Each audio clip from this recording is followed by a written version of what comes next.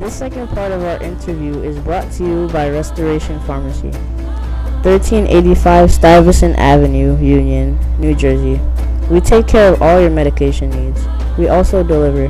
Call us at 908-688-8866 or visit us at www.restorationpharmacy.com. Let's go to something else you said at the town hall. You were asking the Biafrans here to give $1 a month towards Biafra. At the same time, you said that all of you in America that fail to contribute, you will not be allowed into Biafra. No. A Biafran sympathizer, this is something that was happening while you were talking on Facebook, wrote that this person said, I'm a Biafran sympathizer, but hearing you say that, I'm just bringing the issue of perception, said that this one will be a worse tyrant than Buhari. Is that what you are going for? Do you want people to misunderstand? When you are saying, like you said now, that you care about what you say, do you worry about the perception, how people will react to that? Especially, this is not an outsider, this is somebody who is Igbo, who is a Biafran, who is interested in getting Biafra. And who is not prepared to contribute. Well, that's a different thing. But the point is that when he's reacting to the issue of that if you don't contribute, you will not be allowed into Biafra. Isn't there a better way to frame this sentence? No, there's not a better way, because I don't like sugarcoating my words. I say it the way that it is. We've lost men and women.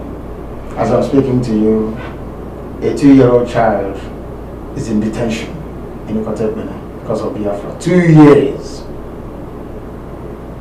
And you have somebody with the luxury of the biggest hamburger that man can afford, of pizza and limitless soda. When they go to a restaurant, sitting in America pontificating, refusing to get involved and not contributing, and they will not come into Biafra land. God is my witness, they will not come in.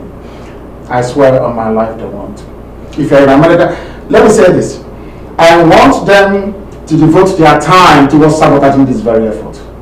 I want to prove to them that God is in charge of what is happening and that Biafra must come. And when Biafra does come, no amount of apology, no amount of begging, no amount of pleading will allow or make the Biafran state to lift this very ban, which we shall impose. It's not about me, because I will not lead Biafra. My job is to make sure that Biafra comes. After that, all of you will decide. But you sure that the people, you sure that the people that you will hand over the Biafra will come to this conclusion? Absolutely. They are the ones that decided in the first place. And how will that be implemented? I mean, just let's look at it technically. The same way it is in Kosovo. Once you come, we have IPOB all over the place in America. Once you land at the airport, we look at your name, we go through the entire data we have as to sponsors and contributors. And if your name is not there, you go back to America. Wow. Okay, but this is something else that people... No, because we are not stupid. You see, blacks should stop thinking, black people in general should stop thinking that things can come just easily like that. Let alone to me, if I were Trump, I would report every black person back to wherever they come from. Go and make something of yourself. Contribute. We are enjoying the benefits of medical advancement today, owing to research that people did, owing to funding and grants that came from people that maybe lost their grandfather, their father, or their relative to a very terrible disease. And out of anger towards that disease and no society, they contributed their entire life savings towards cancer research or maybe research into any of the deadly diseases. And today you're enjoying it. And when they ask you to donate for us to find a cure for sickle cell, you say no as a black person. Donate, let us find a cure for diabetes, you say no. But you want others to donate, a cure can be found so you can benefit from it. That is evil. Now, are there other examples of people who fought for struggles that took this path? What I mean by this path is, like the civil rights movement. Did they take the path of saying that if you are not a contributor, you won't benefit from that? Is there any other movement anywhere in the world, Hamas, any other group, I don't know, any group that could take that kind of position. And what do you want? How do you want people to interpret this? Because again, that's the perception that I'm concerned about. What do you want? What example can you give of a movement? Kosovo did it. The people in Kosovo. Absolutely, they did. I said it tomorrow morning. You see, and it worked for them. Of course, it worked. It worked because your apathy. Those of you in America, because of your lukewarm attitude and, should I say, wickedness towards your fellow countrymen and women back home, that is why the Fulanis are there today killing us. So rather than finding a solution, helping, assisting, and saying, how do I support? All they're interested in is, they call him a supreme leader, trying to find an excuse not to participate. Trying to find an excuse to excuse their own wickedness and ignorance of what is happening on the ground. Are they not aware that people are being killed? Are they not aware of all this? And you want to sit down, is it it doesn't work like that. Have you tried the other part of the other option, which is to appeal, to educate? You said that part of the process is to educate, and then the referendum, and then the Biafra. Have you exhausted that aspect? I mean, this is the first time that I believe that you've been in America, meeting a lot of people. I'm not saying you've not been here before, but I mean meeting a lot of people, having that opportunity to interact with people. Have you tried that before going to what I think I would say, I mean, the extreme, the final solution, you know? Are you telling me they're not aware of what's happening back home? No, it's not about being aware. It's about, what I'm saying is that you are talking about people who may not be contributing. How appeal to them? How? I don't need to appeal to them. Before? To save their lives? No. I won't appeal to you. If you're hungry, I won't appeal to you to go and eat. You look for food to go and eat. There is something I call rudimentary consciousness. You must have empathy. That if you're a human being. That is why when there was famine in Ethiopia, people were dying of hunger. It took but girl of a white man to organize some kind of relief aid to go into Ethiopia to save people. African countries were busy looting money from the national treasury.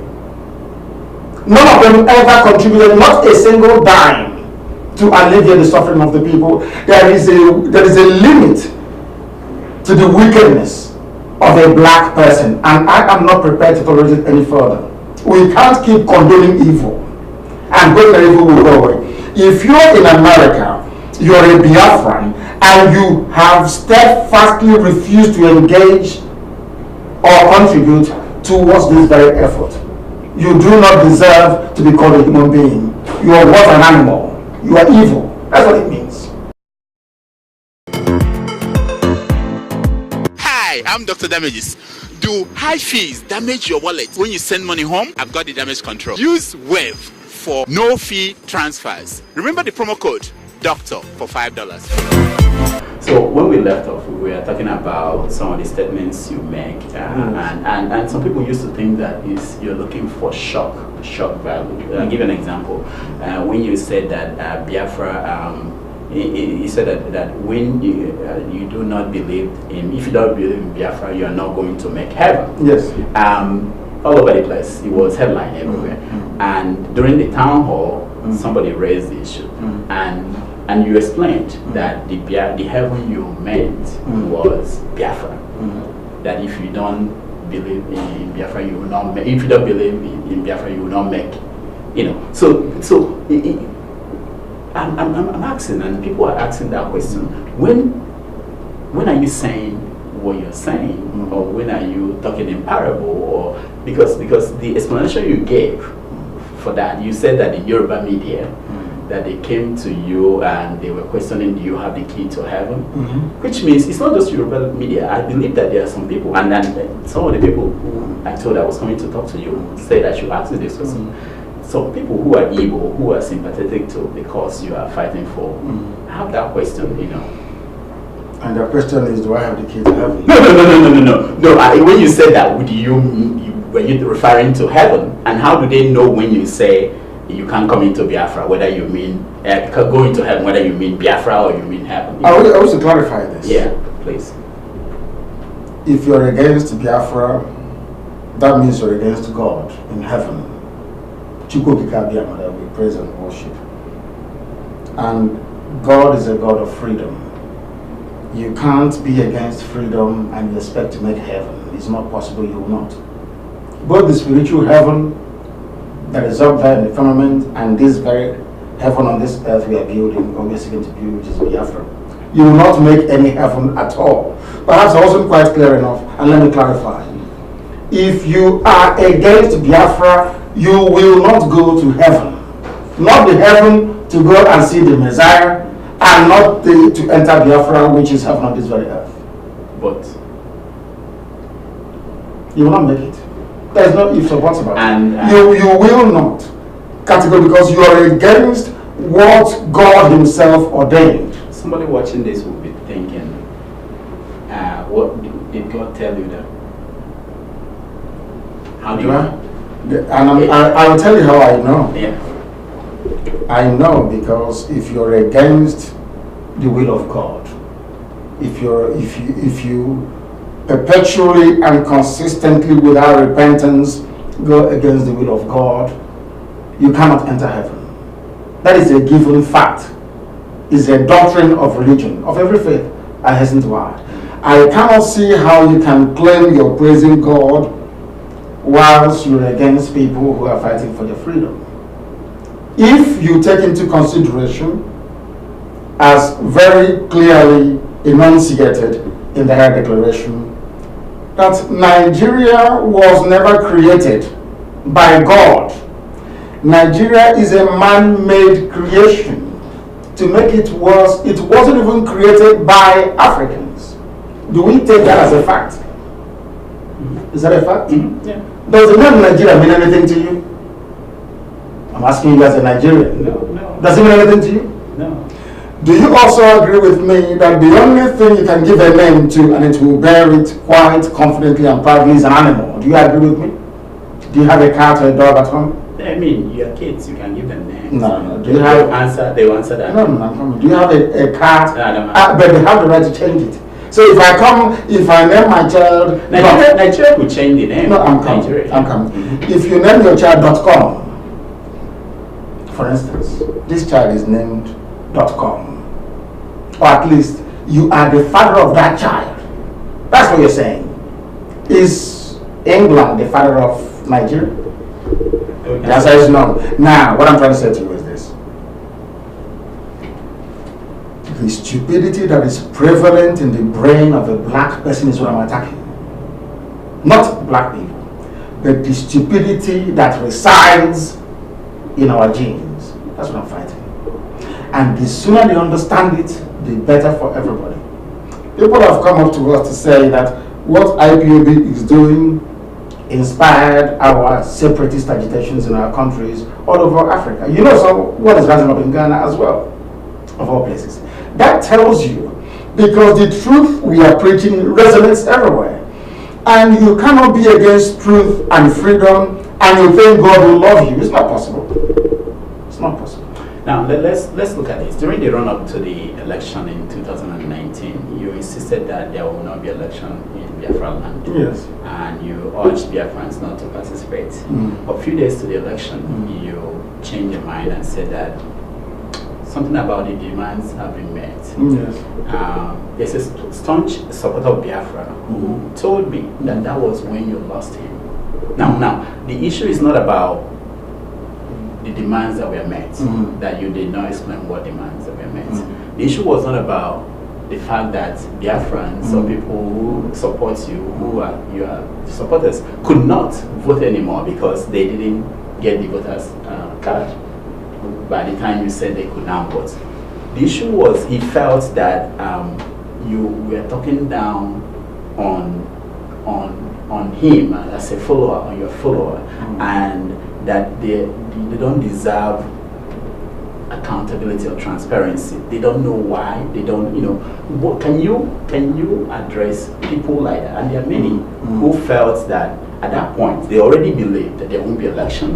They are not going to participate. All of a sudden you turned around without any explanation. What will you say to someone like that? So if I send them into battle and I say advance, And as their commander, later on I say stop. So they will continue to advance because the instructions I gave before was to keep marching and not to stop. And when they continue marching and they meet a superior firepower and they die in the process, they will say, let them to their death. These are people who maybe, or maybe we conspired, we're wearing a light blue sky blue shirts today, and they will complain and say, why not white? They will always have a reason or justification to claim we're supporting him before, but not anymore. The reason being, IPOB represents the yearnings and aspirations of our people, and we are Republicans. Apart from the conditions that we are met, which, as I said, I will reveal in due course, one of the critical things that must be demonstrated by our people is that IPOB has the interest of our people at heart. And when people speak and say, allow us to do this, you must allow them to do it. Allow them to go and vote, to show them that their vote does not count, that PVC is useless. People say, oh, but his supporters. Who are our supporters? Every Biafran, genuine Biafran, is a supporter of IPOB. And when people go out to vote, all the people voting in the East are all IPOB. When we say sit at home, they sit at home. In another election, we said don't vote, and like 7% did not vote. Go and ask INEC, and they will tell you. That was why they were panicking over our boycott threat to the presidential elections. So if you want, before you lead the people, you need to understand them. That is why no Igbo group functions anywhere in the world, because they don't understand the psyche of our people. Our people, number one, they want the truth and consistency.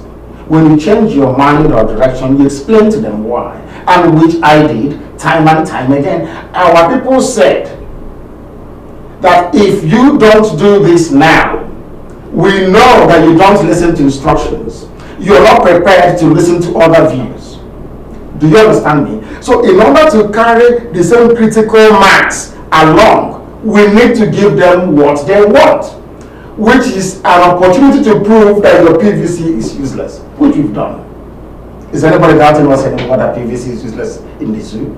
No doubts whatsoever. So I don't want people to always look for an excuse as to why they cannot be part of it. It's either it's called Supreme Leader, it's called Lord and Savior, and now it's because of election. Before I left the US, they will say maybe because I didn't go to Massachusetts. That's why I don't support. After I went to New York, Atlanta, and all these other places. One more question about perception and things you said. There was a statement you made maybe in 2015 where you said that 99.9% of Igbo girls are prostitutes. You defended this by saying that you had no empirical proof, that you had no scholarship to back up what you said, and no field research. Just your application of the law of deduction, that was what you said. Now, you also said, and I quote, if you are attending a Yoruba church, you should be ashamed of yourself. Yes. Anyone who attends a church with a Yoruba pastor is an idiot. Yes. A complete fool, an imbecile. I have no time for them. They are worse than Boko Haram. They are very, very foolish. If your pastor is Yoruba, you are not fit to be a human being. Now, I know a fan of the Biafran struggle, who is a woman and attends a church that has a Yoruba pastor. She just doesn't understand why you talk that way. Do you have anything to say to her? Because most of the difficulties we've been having have always come from these Yoruba pastors. Some of them are good. I have no doubt in every society you have the good, you have the bad, and you have the ugly. I don't spare our people either, do I? No. Do I? No, no. Have I spared Ohaneze and the governors? No. Have I even spared my own self? Because I don't have a lot of time for self-pity. Yoruba Pentecostalism is the reason why Fulanis are invading us today. How? Because they failed to stand in the pulpit to defend the people by speaking the truth into their congregation. That's the reason why. Are they doing it in Kumuyi supported Jubril. Every Yoruba pastor knows that Buhari is dead. They know it. They know that that thing they are saying in Asarok is not Buhari. Everybody knows, including yourself. You all know the truth. But because coming out in the open to concede that the man is not Buhari will mean that Nnamdi Kanu will score a cheap point of "I told you so," and Nigeria will remain one if we don't reveal this very horrible secret. That is why they are doing it. You cannot expect me to have regard for anybody who is a Biafran, perhaps answering in Kechinyan or Chukwuenenye, going to a church pastored by somebody who is called Kumuyi or Suleman, a former Muslim, now turned a Christian, and you're telling me to have regard for you? What is their name? What is the meaning of their name? I answer Ikechukwu by my name, by virtue of the name that I answer. I give praise to God in heaven. And you're going to a church. Are you saying that Yoruba names don't have meaning? No, I'm not saying that. Okay, you see, it's within the context of praise and worship. Yeah. What I'm saying is that he was a former Muslim, and today he's a Pentecostal preacher. That's Suleman. Supporting, I said all Yoruba pastors, supporting an Islamic fundamentalist agenda. Suleman is not in support of Apostle Suleman. Is not in support of. He said you shouldn't criticize Jubril. That's what he said a few weeks ago. You're asking us not to criticize a murderous dictator. Yeah, in what planet do these people inhabit? If Archbishop Desmond Tutu, adopted this docile support the dictator approach, where would South Africa be today? People talk about Dr. King all the time. Was Dr. King not a reverend? I'm asking you. No, I'm saying, I wanted to know, the Igbo reverends, are they doing better? Are they doing better than Yoruba or the Hausa? Some of them are even worse. So, but what I'm trying to explain to you is that congregation of brainwashing that I do not like. The same gripe I have with a section of the Yoruba media that have turned our brains for over 50 years. But whatever, I like because you bring up the Yoruba media all the time. Yes. I want to ask you, what happened to the Igbo media? Why are the Igbo media not taking up whatever complaints you have? Where are they? We don't have any Igbo media to start with. So whose fault is that? And it's your fault. And those of you that live in America that will not support any good initiative. After all, when we started Radio Biafra, none of you supported in America. We fought until we had to give our people a voice. We raised Radio Biafra to fight the negative reporting and the negative narratives emanating from a section of the Yoruba media. That's why we founded Radio Biafra, and I'm glad we've succeeded in correcting some of the damage they did to our people.